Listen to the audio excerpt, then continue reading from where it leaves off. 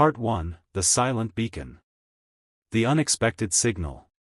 Captain Marcus Vex stared at the navigation screen aboard the Starship Redemption. 3 months into their routine patrol mission, something finally broke the endless silence of deep space. A weak transmission flickered across their sensors, coming from the outer rim territories where no one was supposed to be. "Sir, we're picking up an emergency beacon," reported Lieutenant Brooks from the communications station. "It's coming from Sector 7, near the old Epsilon research station." Marcus frowned. Epsilon station had been abandoned for over 2 decades after the Great Evacuation. Official records claimed it was destroyed during the retreat from that system. Yet here was a signal, faint but unmistakably human in origin. "How long has that signal been transmitting?" Marcus asked, moving closer to examine the data. "Based on the decay pattern, approximately 6 months, Brooks replied. "But sir, that's impossible. There's nothing out there but dead space and asteroid fields." The forbidden approach. Marcus weighed his options carefully. The outer rim was technically neutral territory, but venturing there without authorization could mean serious consequences. Still, if human lives were at stake, he couldn't simply ignore the distress call. "Set course for Epsilon Station," he ordered. "Maintain stealth protocols until we know what we're dealing with." The journey took 4 days through dangerous asteroid fields and radiation storms. As they approached the coordinates, their long-range scanners revealed something shocking. The research station wasn't destroyed at all. It hung in space like a massive metal tomb, dark and seemingly lifeless. "Life support systems are minimal," reported Ensign Torres from the science station. "But there are definitely life signs aboard. Weak signals, scattered throughout the lower levels." Marcus felt his stomach tighten. Someone had been surviving on that derelict station for years, possibly decades. But who? And why had they been abandoned? The hidden truth. The docking procedure was tense and silent. As the airlock cycled, Marcus led a small team aboard the station. Emergency lighting cast eerie shadows down empty corridors lined with dust and debris. The air recyclers wheezed with the effort of maintaining breathable atmosphere. "This way," whispered Sergeant Murphy, following the life sign readings on his scanner. "The signals are coming from the research levels, Section D." They moved through abandoned laboratories filled with broken equipment and scattered research notes. Most of the data had been wiped or destroyed, but fragments remained. Marcus caught glimpses of genetic research, cellular manipulation, and something called Project Synthesis. The corridor ended at a sealed blast door marked with biohazard warnings. Behind it, the life signs were stronger. Marcus activated the emergency override, and the massive door groaned open. Children of the stars. What they found inside changed everything. The chamber beyond contained dozens of small sleeping pods, many still active. Inside each pod was a child, none older than 12 years. But these weren't ordinary human children. Some had scales that shimmered with an alien luminescence. Others possessed elongated limbs or eyes that reflected light like mirrors. One small girl had delicate tendrils instead of hair, and they moved gently as if responding to unseen currents. "My God," breathed Dr. Phillips, the team's medic. "These children aren't fully human. They've been genetically modified with alien DNA."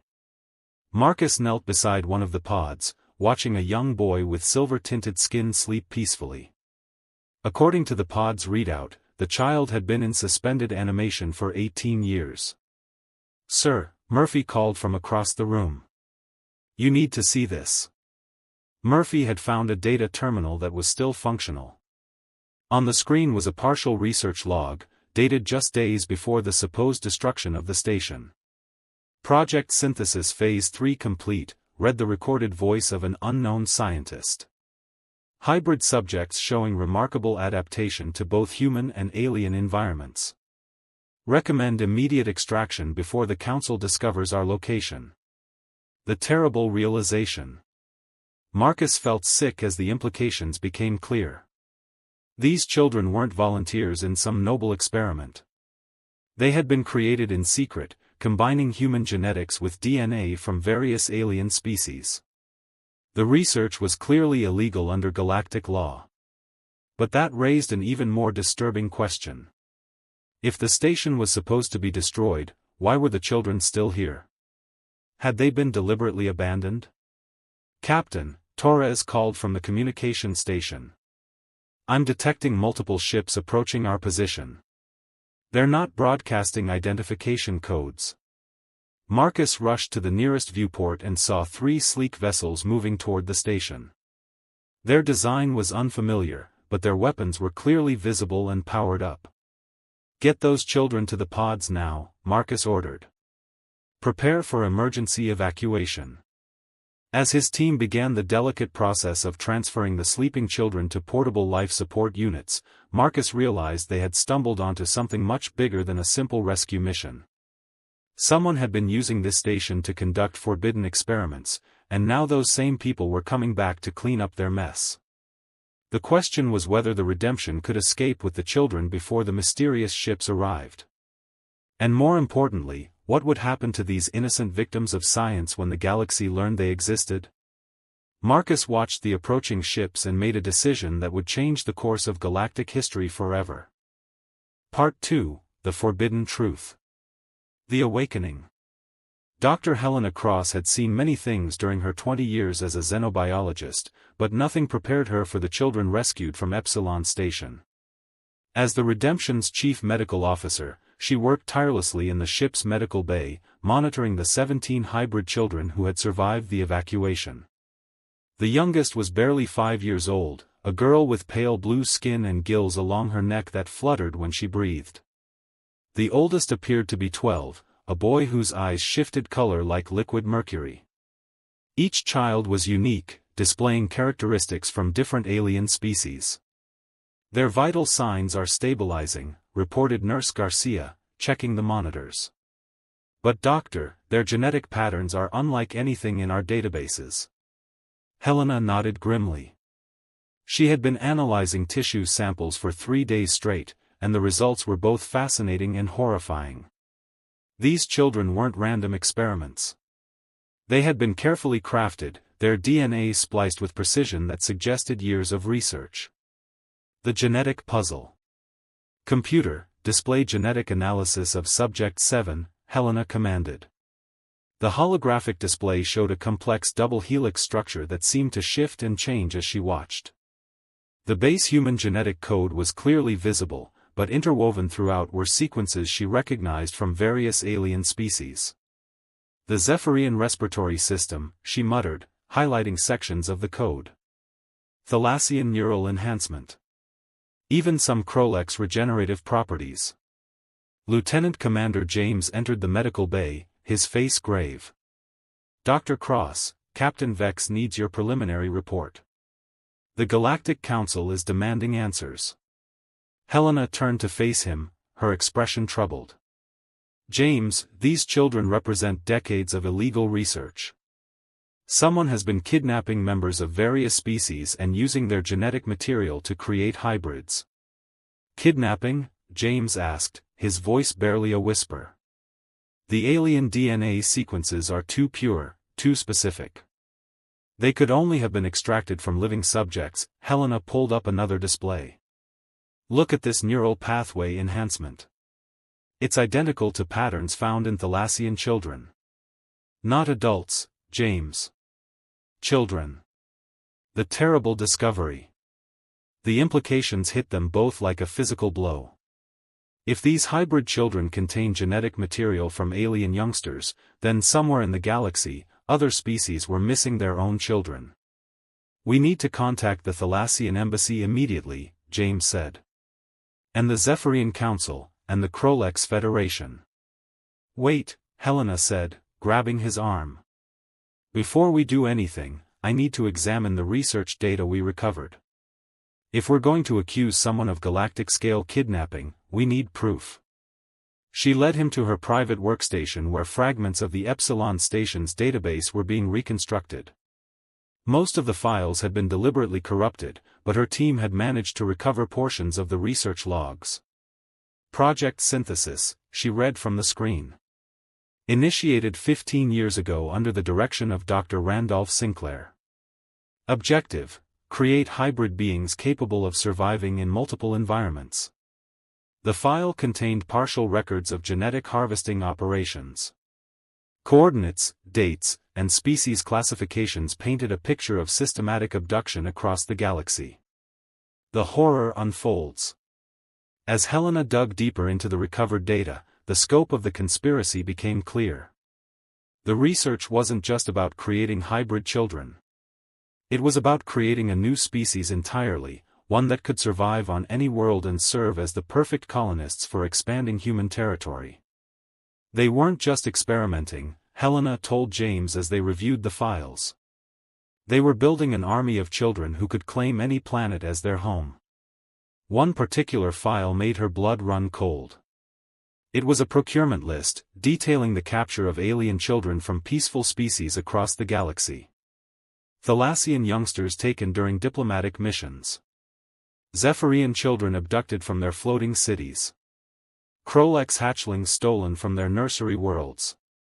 This is a war crime, James said, reading over her shoulder. If the Galactic Council learns that humans were behind this, they'll declare war on Earth, Helena finished, and they'll have every right to do so. The children's voices. A soft sound made them both turn. One of the hybrid children, a girl with crystalline patches on her arms, had awakened. She looked at them with eyes that held far too much knowledge for someone so young. "You're the healers," she said in a voice that seemed to echo with harmonic overtones. "We've been waiting for you." Helena approached slowly, her medical scanner in hand. "What's your name, sweetheart?" "I am Nyx," the child replied. "We remember our first parents, the ones who sang to us in the deep places. We remember the ones who took us away." "First parents?" Helena asked gently. "The Thalassians called to us across the water songs. The Zephyrians shared their wind dreams. The Krolex taught us to heal quickly." Nyx's eyes began to glow softly. "But the humans, they only took." James stepped forward. "Nyx, do you remember how you came to be on the station?" The child's expression grew sad. "We were made to be bridges between worlds. But bridges need two sides to be whole. We were left hanging in the void. The weight of truth." As more children began to wake, each sharing fragments of memories and inherited knowledge from their alien genetic donors, Helena realized the true horror of what had been done. These children weren't just hybrids. They were living libraries of alien culture and knowledge, torn from their spiritual connections to their genetic heritage. "Doctor," Nurse Garcia called urgently. "We're receiving multiple transmissions from alien governments. They're demanding to know why we have children matching the genetic profiles of their missing youngsters." Helena looked at the 17 faces now watching her from their medical beds. Each child represented not just a crime against humanity's values, but a potential act of war against their respective species. "James, contact Captain Vex," she said quietly. "Tell him we need to prepare for the worst. When word of this gets out, every species in the galaxy will be looking for justice." As she spoke, alarms began sounding throughout the ship. The children looked at each other with knowing expressions, as if they had been expecting this moment. "The reckoning comes," whispered Nyx. "The bridge builders will finally find their way home." Helena realized that saving these children was only the beginning. Now they had to face the consequences of crimes they never committed, and somehow find a way to heal wounds that spanned the entire galaxy. Part 3, The Hunter's Shadow. The Hunter emerges. Admiral Tobias Kane stood in the war room aboard the flagship destroyer Prometheus, studying the intelligence reports that kept flooding in from across the galaxy. 3 days had passed since the Redemption's discovery, and the political situation was deteriorating rapidly. "Sir, we have confirmation," reported Major Reynolds, his intelligence officer. "The Thalassian Empire has mobilized their fleet. The Zephyrian Council is demanding immediate answers. Even the Krolex Federation is breaking their century of isolation. Tobias rubbed his tired eyes. At 62, he had survived 3 galactic conflicts and thought he had seen every kind of crisis possible. But this was different. This threatened the very foundation of human relations with alien civilizations. "What about Dr. Sinclair?" he asked. "Any leads on his whereabouts?" "That's where it gets interesting, sir." Reynolds activated the holographic display. Dr. Randolph Sinclair officially died in a transport accident 5 years ago. But our deep scans of the Epsilon station data suggest he's very much alive. The display showed fragments of recent communications, encrypted messages that had been sent from the station just days before the Redemption's arrival. The Shadow Network. Someone warned them we were coming, Tobias realized. They knew Captain Vex would investigate that beacon. "It gets worse, sir." Reynolds highlighted several data streams. "We've identified at least 12 other research facilities using similar encryption protocols. This wasn't just one rogue station. It's an entire network." Tobias felt his blood run cold. If there were other facilities, there might be more hybrid children scattered across the galaxy. Or worse, the experiments might still be ongoing. "I want full surveillance on every facility we've identified," he ordered. "But keep it quiet. If they know we're watching." His words were cut off by urgent alarms.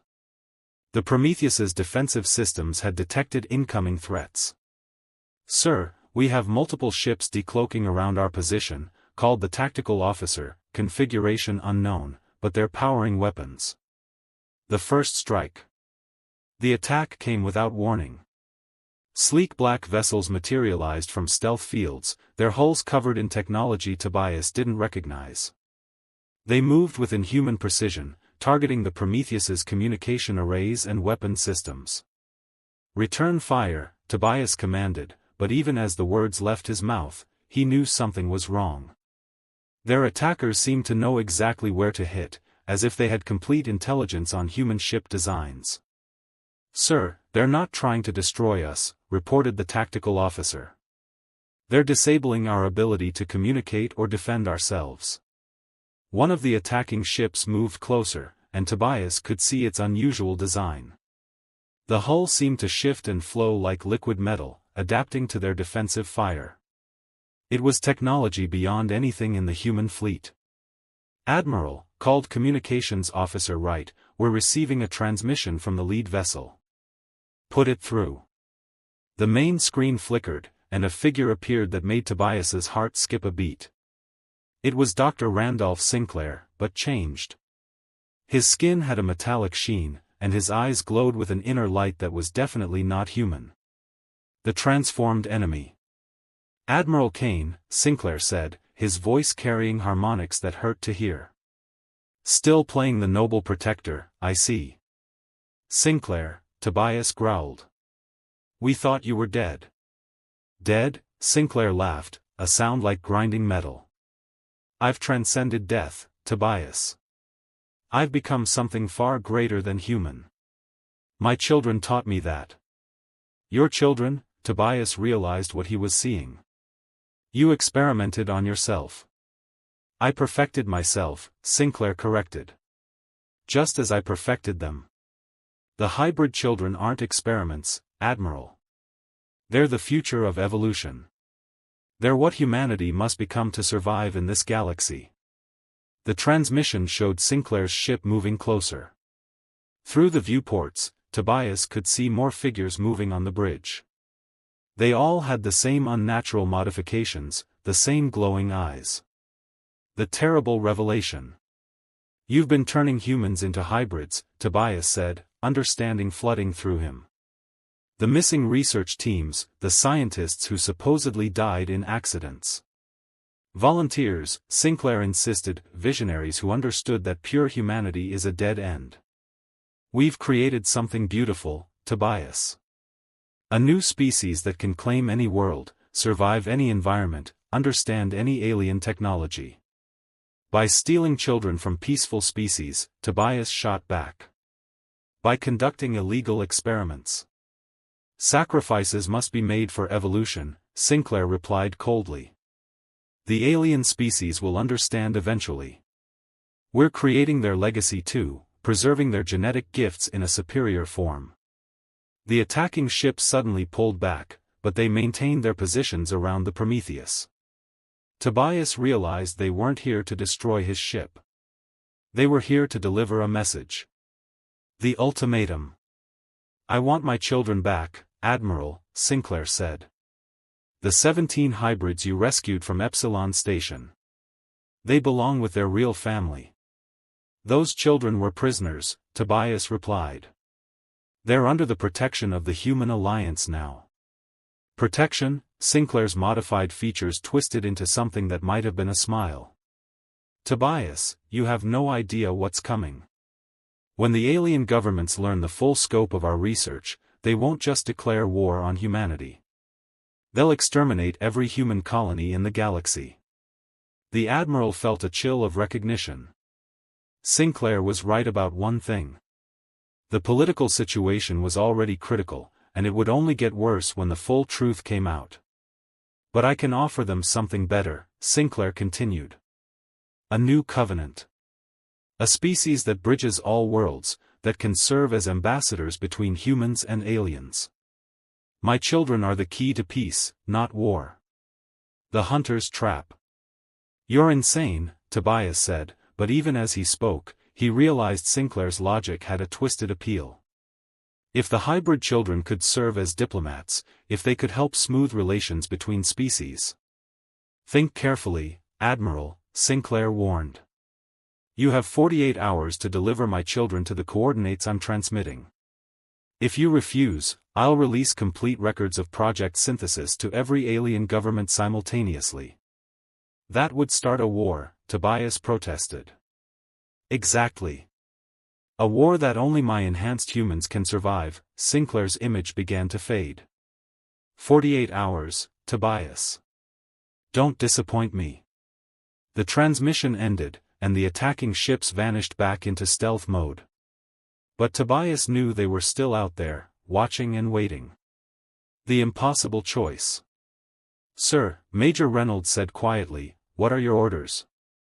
Tobias stared at the empty space where Sinclair's ships had been. The choice before him was impossible. Hand over 17 innocent children to a madman, or risk a galactic war that could destroy human civilization. Contact the Galactic Council, he said finally. Arrange an emergency session. If we're going to face this crisis, we need to do it together. And the children, sir? Tobias thought of the hybrid youngsters aboard the Redemption, caught between worlds through no choice of their own. They deserved better than being pawns in Sinclair's twisted game. The children stay under our protection, he said firmly. Whatever happens next, we don't abandon them to that monster. As the Prometheus prepared to jump to hyperspace, Tobias couldn't shake the feeling that Sinclair had planned this entire confrontation. The question was, what was his real objective? And how many more enhanced humans were out there, waiting in the shadows of space? Part 4, The Galactic Tribunal. The Gathering Storm. Ambassador Nathan Reed had attended countless diplomatic sessions during his 30-year career, but nothing compared to the emergency assembly now convening aboard Nexus Prime, the neutral space station that served as the Galactic Council's headquarters. Representatives from 43 species filled the massive chamber, their voices creating a cacophony of anger and demands for justice. The evidence is clear, declared Chancellor Vorthak of the Thalassian Empire, his aquatic features flushed with rage. Humans have violated the most sacred laws of genetic sovereignty. They have stolen our children and used them for abhorrent experiments. Nathan stood at the human delegation's podium, feeling the weight of hostile gazes from every direction. Behind him sat the data cores recovered from Epsilon Station, containing proof of humanity's darkest secret. Respected members of the Council, Nathan began, his voice steady despite the chaos around him. The Human Alliance condemns these illegal activities in the strongest possible terms. We are here to seek justice alongside you, not to defend the criminals responsible. Pretty words, hissed Supreme Counselor Zithra of the Krolex Federation, her reptilian form coiled with tension. But these crimes were committed by your species. The genetic material of our young ones flows through those hybrid abominations. The evidence unveiled. High Arbitrator Melon, an ancient being whose crystalline form reflected the chamber's lights, called for order. As the neutral mediator, Melon had overseen galactic disputes for over 2 centuries. We shall examine the evidence systematically, Melon announced, their voice resonating through harmonic crystals. Ambassador Reed, present your findings.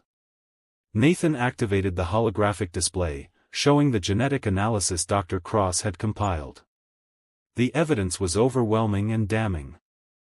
17 hybrid children contained DNA from 6 different species, all extracted from youngsters who had disappeared over the past 15 years. The Thalassian child designated as missing person Theta-7, Nathan read from the records. Genetic material confirmed in hybrid subject 12.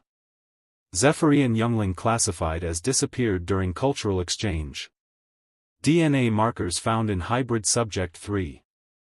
The chamber erupted in outrage as each revelation hit home. Nathan watched species representatives comfort each other, sharing in their collective grief and anger. The accusation. You speak of justice, roared Commander Thane of the Zephyrian aerial fleet, his wings spreading in a display of aggression. But your own military protected these criminals. Admiral Kane knew of the facilities. Captain Vex participated in the cover-up. That's not true, Nathan protested. Our military officers discovered the Epsilon station and immediately reported their findings.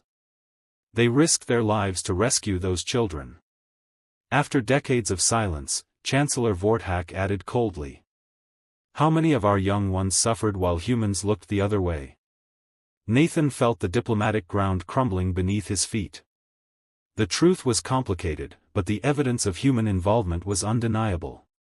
Dr. Sinclair and his team were human. The research was conducted in human territory. The responsibility ultimately fell on his government. The children's testimony. If I may, a small voice interrupted the heated debate. Everyone turned to see Nyx, the hybrid child with crystalline patches, standing at the witness platform. Behind her, the other 16 children had been brought to give testimony. We remember, Nyx said, her words carrying that strange harmonic quality. We remember the songs of our first parents, the ones whose gifts flow through us. The chamber fell silent as the child continued. The Thalassians taught us to sing with the deep currents. The Zephyrians shared their wind speech. The Krolex showed us how to heal quickly from wounds. Nathan watched as the alien representatives leaned forward, recognizing their own cultural knowledge in the child's words. But we also remember the humans who cared for us, Nyx continued. Dr. Cross healed our bodies. Captain Vex protected us from the Shadow People. They are not the same as the ones who made us. The Shadow Revelation. Chancellor Vorthak rose from his seat. Child, you speak of Shadow People. What do you mean? The ones who smell of metal and lightning, another hybrid child answered. They wear human faces, but they are changed. They are the ones who built the cages. Nathan felt a chill as he realized what the children were describing. Dr. Sinclair and his enhanced followers. But how could he explain that to the council without sounding like he was making excuses? Respected council, Nathan said carefully, we have reason to believe that the criminals behind these experiments have undergone genetic modification themselves. They may no longer be entirely human. Convenient, Supreme Counselor Zithra hissed. When humans commit crimes, suddenly they are no longer human. The accusation stung because Nathan could understand their logic. From an outside perspective, it did sound like humanity was trying to avoid responsibility by claiming the criminals weren't really human anymore. The ultimatum arrives. Before Nathan could respond, urgent alarms began sounding throughout the station. Security Chief Valdris announced an incoming transmission from an unknown source. The main display activated, showing Dr. Sinclair's modified features. Nathan heard gasps from around the chamber as the alien representatives saw the unnatural changes to the human scientist. Honored members of the Galactic Council, Sinclair said with mock politeness. I offer you a simple solution to your current dilemma. Who dares interrupt these proceedings? Demanded High Arbitrator Mellon. Dr. Randolph Sinclair, the figure replied. Creator of the Synthesis Project and father to the hybrid children you're discussing so passionately. The devil's bargain. Nathan watched in horror as Sinclair continued his twisted presentation. The children you see before you represent the future of galactic civilization. They can survive on any world, understand any culture, bridge any gap between species. You violated our most sacred laws, Chancellor Vorthak declared. I created a new form of life that honors all your species, Sinclair countered. These children carry the best genetic gifts from each of your civilizations. They are living monuments to your greatness. The hybrid children pressed closer together, clearly frightened by their creator's appearance on screen. What do you want? Asked High Arbitrator Mellon.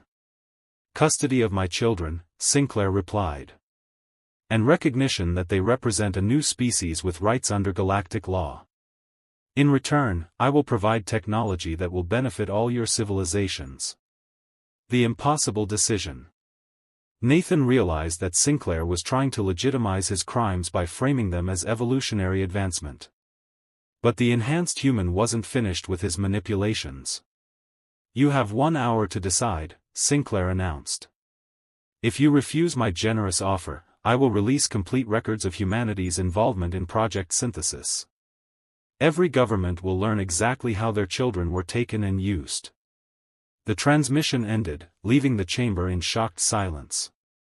Nathan knew that Sinclair's threat wasn't just about embarrassing humanity.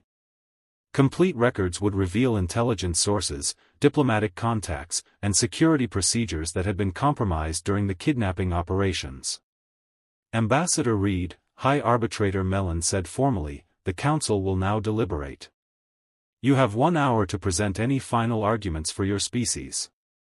As the alien representatives withdrew to their private chambers, Nathan looked at the 17 hybrid children who had become the center of a galactic crisis. They were innocent victims, but their very existence threatened to tear apart the peace humanity had worked decades to build.